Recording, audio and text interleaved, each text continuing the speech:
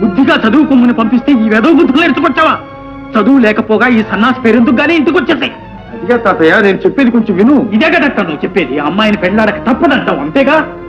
అవును తాతయ్య, పెళ్ళాడతానని మాటిచ్చాను. ఇక నా మాట ఎందుకురా నీకు? పోరా తాతయ్య. పో తాతయ్య. పోరా తాతయ్య. బయట వెళ్ళి తర్వాత మాట్లాడు. సరే తాతయ్య, నా కర్మ ఎలా ఉంటానో శంకర, ఇన్నేళ్లుగా నా మాట లేకుండా ఏ పని చేసేవాడివి కావు. ఇప్పుడు నా మాటే కాదంటున్నది. ఇది నీకు ఏ దయ్యం ప్రేరేపించిందిరా? దయ్యం కాదు తాతయ్య. అనక వెనక కనక మనస్సు నిగ్రహించుకోగలిగితే ఆత్మశక్తి వృద్ధి అవుతుందని నువ్వే చెప్పావు. అలా ఆత్మశక్తి కలవాళ్ళు ఏ పని చేసినా సరే అది దైవ ప్రేరణేనని కూడా చెప్పావు. ఈ విషయం నేను బాగా ఆలోచించాను.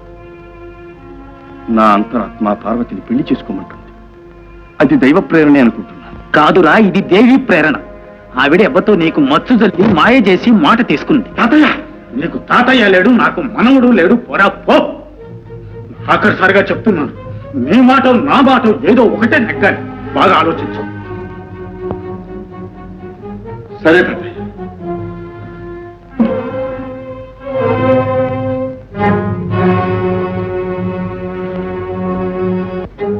సరేనమ్మా, మీకు ఇష్టం లేకపోతే పెళ్ళే మానేస్తాను. ఆ జన్మాంతం కన్యగానే ఉంటా.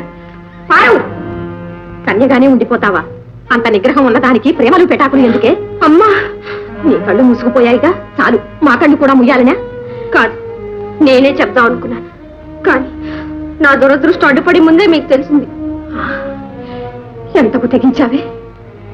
సీతా సావిత్రిలాగా పతివ్రత అవుతావనుకున్నాను. వాళ్ళలాగా ఆదర్శవతి అవుతావనుకున్నాను.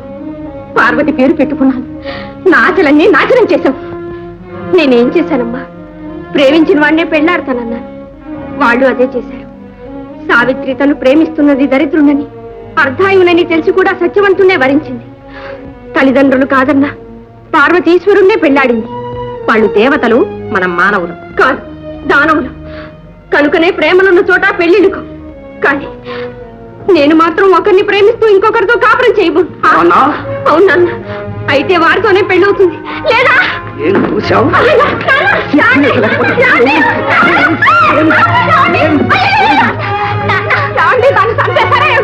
మళ్ళీ వాడి మాట ఎత్తామంటే ముక్కల కింద నరికేస్తాను. పార్వతి, ఈ కొంపిన అల్లరి పాలు కావాల్సిందేనా? కన్న తల్లిని చెప్తున్నాను, నా మాట వినమ్మా. ఇక అతన్ని మర్చిపో. అలాగేనమ్మా, మర్చిపోవడానికే ప్రయత్నిస్తాను. సాధ్యం కాకపోతే చచ్చిన పోతాను. చంపేస్తాను. చంపండి నాన్న. మనసును చంపటం కంటే మనిషిని చంపటం చాలా తేలిక. ప్రాణం పోతే మళ్ళీ రాదు. కానీ మనసు మార్చుకోవటం మన చేతుల్లో ఉంది. అంత తేలిక కాదమ్మా. మనసే కాదు, మనిషిని కూడా ఆయన దాన్ని. అమ్మా, ఇప్పుడు నేను మీ బిడ్డను మాత్రమే కాదు, వారి బిడ్డకు తల్లిని కాబోతున్నాను. ఏమన్నా ఏమన్నావే?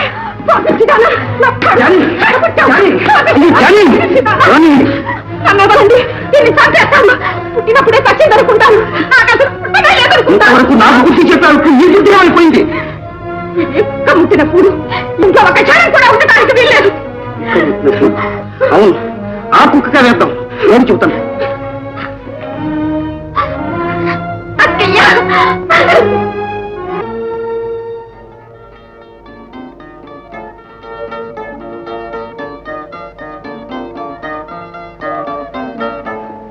మా తప్పులు క్షమించి మమ్మల్ని ఆశీర్వదించండి. ఏమని ఆశీర్వదించేది? ప్రేమ కన్నా మీ పాపమే ఈ పెళ్లికి కారణమైంది. అమ్మా, నేనే పాపం చేయలేదమ్మా. నీలాంటి బిడ్డని గని తల్లి పడే బాధ ఏమిటో తల్లివి కాబోయే నీకు త్వరలోనే తెలుస్తుంది. పొట్టిదేనమ్మా, నేను తల్లిని కావటం లేదు. నీ కడుపును పుట్టిన బిడ్డ అలా ఎన్నటికీ చేయదమ్మా.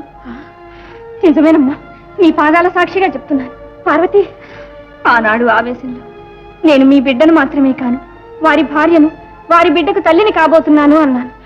దాన్ని మీరు అపార్థం చేసుకున్నారు. అప్పటికి నాకు అదే వరంలా అనిపించింది. నేను కాదనలేదు. కానీ ఇప్పుడు నిజమే చెప్తున్నానమ్మా. పార్వతి అమ్మా, నిన్న అపార్థం చేసుకుని అవమానించాను. కన్న తల్లిలాగాక కటికి రాక్షసిలా ప్రవర్తించానమ్మా. ఏమండి? మోసం, పగ, నా దగ్గర అబద్ధం చెప్పింది, నన్నే మోసం చేసింది, కన్న కూతురు నన్ను మోసం చేసింది. పోండి ఇక్కడి నుంచి. ఇంకా నిలబడతావేమేదా అన్నట్టు నాన్నట నాన్న చిక్కు లేకపోతే సరే. పద.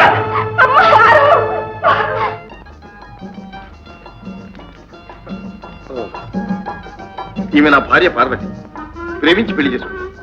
అంటే ఇంట్లోంచి వెళ్ళగొట్టారనమాట. అందుకే కదరా ఇలా వచ్చింది. అలాగా? శాంతాదేవారు, మీరు ఇంకో ఆడవారు తోడొచ్చారు. ఇంకో కప్పు కాఫీ పెట్టండి. మన శంకరం భార్య. రండమ్మా చెల్లమ్మ కూర్చో. సరేగా నువ్వేం చేస్తున్నావురా? నేనా?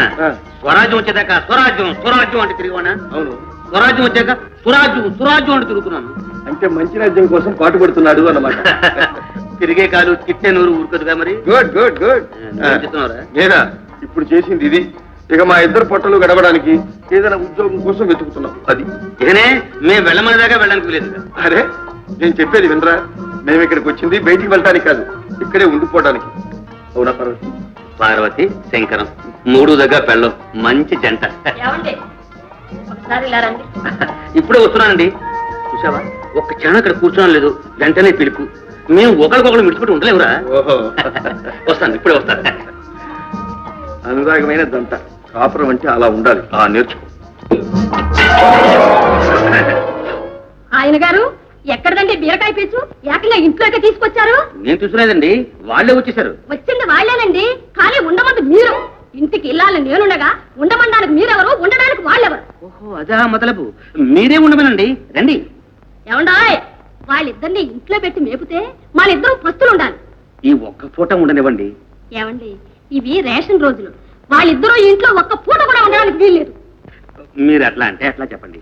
ఏమండి, అసలు మీరు ఇంట్లోకి ఏం తెచ్చి తగలబెడుతున్నారో కూడా చెప్పండి. అదేమిటండి, నేను ఏం చూస్తున్నానండి. ఇంకేం చెయ్యాలండి, మన ఇద్దరికి పెళ్ళే 5 సంవత్సరాలైనా ఇట్లా మన ఇద్దరు లింగు లింగు లింగు మండం తప్ప ఒక పిల్ల పిలిచా. శాంతదేవ్ గారు, మేమే ఊడిపోయాం. ఒక్క ఉపన్యాసంతో 100,000 జన నాకెట్టాను కానీ మీ నోరు కట్టేలేకపోయింది.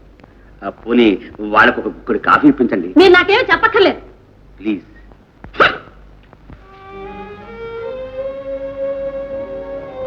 పదండి.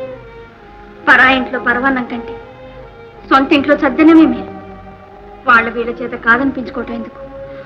ఆ తిట్లేవో మీ తాతగారి చేతే తిందాం, మీ ఇంటికే వెళ్దాం. పదండి. అవును, ఈ పరిస్థితులు అదే వచ్చింది. అలాగే రావదాసు, రావదాసు వస్తున్నారా? అబ్బే లేదురా, కొత్తగా పెళ్ళి వచ్చారు కదా, మీకు ఏమేమి పిండి వంటలు ఎలా ఎలా చేయాలని ఆలోచిస్తున్నాం. పిండి వంటలు ఎందుకురా? వస్తా ఉంటే దవల మన స్నేహితుడు నారాయణరావు లేడు, టీ పార్టీ ఇచ్చాడు రా. ఏదో నిన్ను కూడా చూసిపోదామని వచ్చామంతే. వెళ్దాం పార్వతి.